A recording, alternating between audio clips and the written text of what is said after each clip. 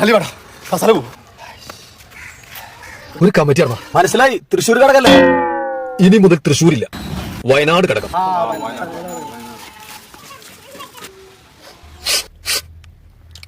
ഇനി പൊതുപ്രവർത്തനം ഇല്ല. പിന്നീട് കുത്തിയതാ. ആരാ കുത്തിയേ? ആദ്യം പെങ്ങളാ കുത്തിയത്, പിന്നെ ഓരോരുത്തരായിട്ട് വന്ന് കുത്തി. വാ നേതാവ് എണീക്ക്, നമുക്ക് വയനാട്ടിൽ സീറ്റ് ഉണ്ട്. പിന്നീന്ന് കുത്തിയതാ. അടി പിടി കയ്യാങ്കളി തുടരുകയാണ്. തൃശൂർ DCC ഓഫീസിൽ